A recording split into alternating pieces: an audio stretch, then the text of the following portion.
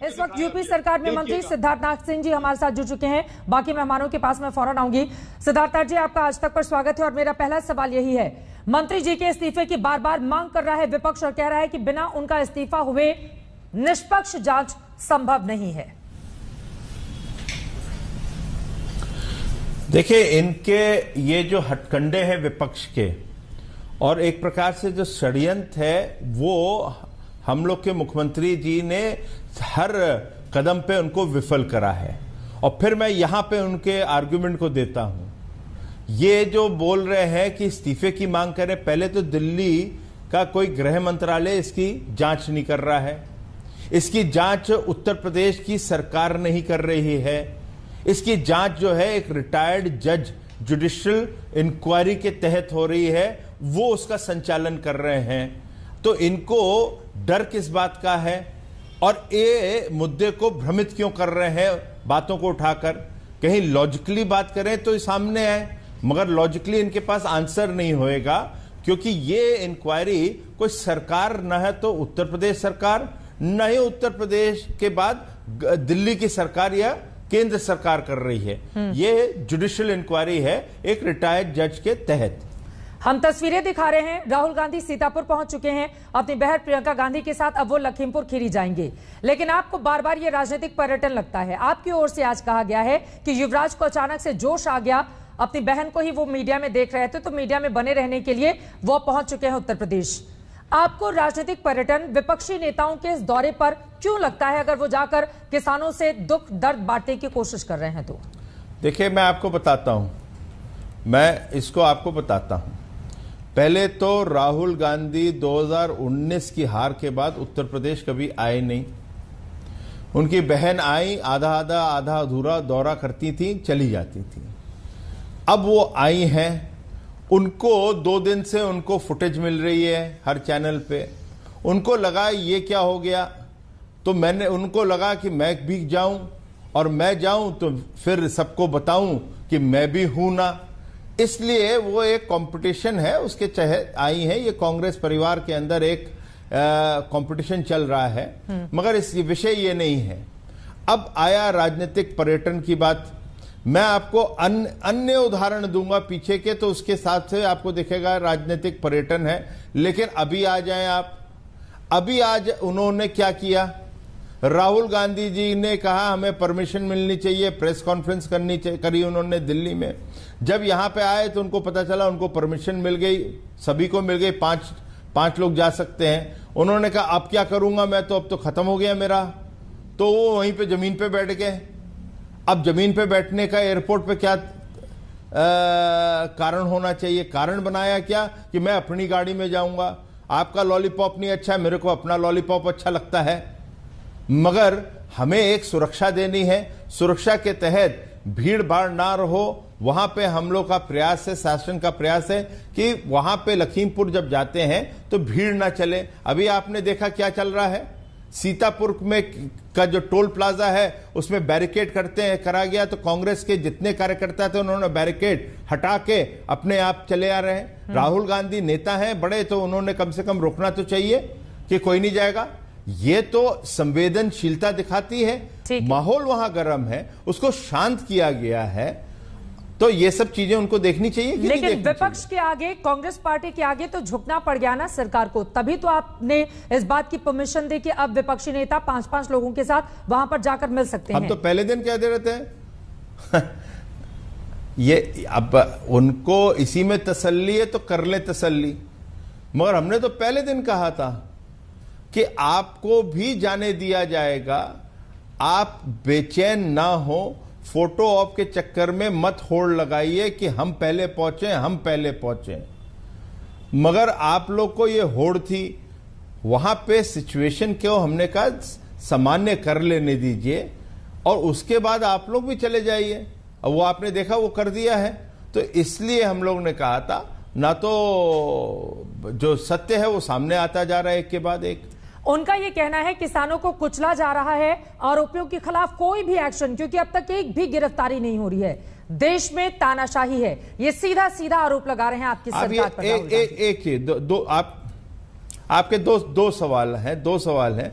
पहले तो इनका जो षड्यंत्र था या कांग्रेस या विपक्ष का एक जो प्लान था वो तो पूरा विफल हो गया। हमारे मुख्यमंत्री जी ने उनको विफल कर दिया। ना ही एक राजनीतिक पार्टी का वहां जाना हुआ, वो कारण आपको मैं बता चुका हूं। वहां पे किसानों के साथ बातचीत करने के बाद वहां पे समझौता हो गया, इनको समझ नहीं आया ये कैसे हो गया। अब उसके बाद अब कहते हैं कि उनको कुचला जा रहा है। अरे कुचला जा रहा है, जो वीडियो हमने देखा वो दिल दहलाने वाला है। दूसरे भी वीडियो देखे जहां पे लिंचिंग हो रही है। इस प्रकार का लोकतंत्र में किसी को इजाजत नहीं और नहीं होना चाहिए, और कानून को अपना काम करना चाहिए। कानून करेगा और जो भी दोषी होंगे उनको सजा मिलेगी। लेकिन कहीं इस पूरे के पूरे आजाद भारत में किसी ने कुचला है तो इमरजेंसी ने कुचला है, किसी ने कुचला है तो 84 के दंगों में जो सरदार है उनको कुचला है कांग्रेस पार्टी ने। ये कहां की बात कर रहे हैं? इनकी याददाश्त है नहीं तो इसलिए ये भूल जाते हैं। आप लोगों की ओर से 45 लाख रुपए किसानों को देने का ऐलान किया गया है जो मृतक परिवार हैं। छत्तीसगढ़ और पंजाब ने 50 लाख रुपए देने का ऐलान किया है उन्हें किसानों के परिवारों को। आपको इस बारे में जानकारी है? अंतर क्या है? अंतर क्या है ये देखिए। अंतर क्या है ये देखिए। हम कह रहे हैं जो भी मृतक है उसको 45 लाख देंगे। ये कहते हैं हम 50 देंगे, खाली उनको देंगे जो किसान हैं। क्या जो जर्नलिस्ट है वो नहीं मरा? क्या दूसरे और कार्यकर्ता नहीं मरे? उनकी लिंचिंग नहीं हुई? गाड़ी से रोंदे गए वो भी मरे, मगर हम उन्हीं को देंगे। तो राजनीति कौन कर रहा है? हम तो नहीं कर रहे हैं। हम तो नहीं कह रहे हैं कि हम तो खाली भारतीय जनता पार्टी के कार्यकर्ताओं को ही देंगे। हमने तो नहीं कहा। हम कह रहे हैं जो भी मृतक है जी, क्योंकि ये राजनीति का विषय नहीं है। तो आपने जानकारी दी कि जितने भी 8 लोगों की मौत हुई है सभी के परिवारों को 45 लाख रुपए, सरकारी नौकरी सभी लोगों के लिए सरकार की ओर से यह ऐलान किया गया है। एक सामान्य पहले दिन कर दिया था, इसमें तो कोई ठीक है। एक और ताजा वीडियो सामने आया है सिद्धार्थनाथ जी, मैं चाहूंगी कि वो वीडियो दिखाया जाए। वो आज का वीडियो है जिसमें गोला के सीईओ संजय नाथ तिवारी एक शख्स से पूछताछ कर रहे हैं और पूछताछ में वो व्यक्ति बताता है कि पूर्व सांसद कांग्रेस के अखिलेश दास के भतीजे अंकित दास जी जो थार जीप थी उसके पीछे वाले फॉर्च्यूनर में मौजूद थे। ये वीडियो जो इस वक्त हमारे दर्शक देख रहे हैं, ये मैटर है सब। देखिए नहीं, मैंने वो वीडियो देखा नहीं, मगर ये सब चीजें हैं इन्वेस्टिगेशन की। सबका रोल सामने आएगा, और रोल जब आएगा तो रोल उसका भी आएगा जो समाजवादी पार्टी से जुड़े हुए लोग हैं, जो तेजिंदर विर्क हैं वो भी उनसे जुड़े हुए हैं। हम लोग को सबको पता है कि तेजिंदर विर्क ने जो अखिलेश यादव जी को ट्वीट भी किया था। अखिलेश यादव जी ने अभी जब उनको चोट लगी तो ट्वीट किया, इसमें कोई गलत नहीं है, करना चाहिए, मगर एक संबंध है क्योंकि समाजवादी पार्टी के हैं। ट्वीट में आप देखोगे तो उन लोग के दोनों के एक लाल टोपी है तो एक लाल साफा है, तो पार्टी से जुड़े हुए हैं। उनका क्या रोल था यह भी देखना पड़ेगा। तो इस प्रकार का जो षड्यंत्र है ना वो भी सामने समय समय पे आता है। इन सब पे हमें ध्यान रखना पड़ेगा, और साथ ही साथ आपको लग रहा है कि किसानों के साथ हुई इस हिंसा में समाजवादी पार्टी के लोगों का हाथ है? आपकी बातों से ये समझ में आ रहा है, आप ये कहना चाह रहे हैं? अब मैं तो खाली उस पे बता रहा हूं जो सामने चीज आई है। तेजिंदर विर्क के इलाज चल रहा है, हम सबको पता है। उनको वहां रश करा गया है, उनकी जो तबीयत है नाजुक रही तो उसके लिए करा जा रहा है। हम उनको प्रार्थना भी करते हैं कि जल्द से जल्द ठीक हो जाए, मगर लिंक तो है उनका। वो कहा किस पार्टी से है वो भी आपके सामने आया है, वो आप ही लोग लेकर आए हैं। नहीं, क्या लिंक और है? जिस परिवार जो किसानों को भड़काने में क्या उनकी भूमिका है? शुभम मिश्रा का जी, विर्क का क्या रोल है? क्या लेकर उसी को लीड भी कर रहे थे। भाई जो सामने चीजें आ रही हैं उसमें वो किसानों को लेकर या जो भी लोग और थे, शायद मेरे को तो नहीं लगता वो किसान होंगे, उस झुंड में ये भी थे, उसमें कुछ ना कुछ रोल था उनका, ना तो आने की क्या आवश्यकता होती है। तो ये सब चीजें इन्वेस्टिगेशन का है। मैं इस पे उचित भी नहीं होएगा कि मैं इस पे कोई टिप्पणी करूं। ठीक है, क्योंकि आखिरी के एक दो सवाल और मैं आपसे चाहूंगी सिद्धार्थ नाग जी। जो भी दोषी होगा, अखिलेश चाहे वो यादव राजा का हो आपने या जिक्र रंग, किया है, उनकी ओर से कहा गया है बाकायदा ट्वीट में, उन्होंने कहा है कि यही हाल रहा तो यूपी में भाजपाई ना गाड़ी से चल पाएंगे और ना ही उतर पाएंगे, जिस तरह की परिस्थिति इस वक्त बन रही है। और 3 महीने के बाद जो चुनाव है, सत्ता से जनता आप लोगों को हटा देगी। उनका प्रयास है कि खाली साइकिल ही पे चले जनता उत्तर प्रदेश की, वो वैसा होने वाला नहीं है। क्योंकि अब जनता जो है वो विकास चाहती है, और विकास जो है उसका मापदंड खाली साइकिल अब तो नहीं है, ना मोटरसाइकिल है, अब गाड़ी है, 4 पहिया भी बनता जा रहा है और हवाई जहाज भी बनता जा रहा है, जो भारतीय जनता पार्टी की उत्तर प्रदेश में सरकार उसको संभव कर रही है। ठीक है, एक आखिरी सवाल का जवाब आपसे, चाहे वरुण गांधी को हम देखें लगातार ट्वीट करके और उनकी ओर से इस पूरे मामले में न्याय की बात की जा रही है, जेडीयू की ओर से भी कल क्वेश्चन किए गए थे उत्तर प्रदेश की तस्वीरों को देखते हुए, और अब अपना दल की ओर से भी उनके जो कार्यकारी अध्यक्ष हैं आशीष पटेल, उन्होंने आशीष मिश्रा की गिरफ्तारी की मांग की है। अब आपके सहयोगी ही कह रहे हैं कि गिरफ्तार किया जाए जिन लोगों के ऊपर आरोप लग रहे हैं।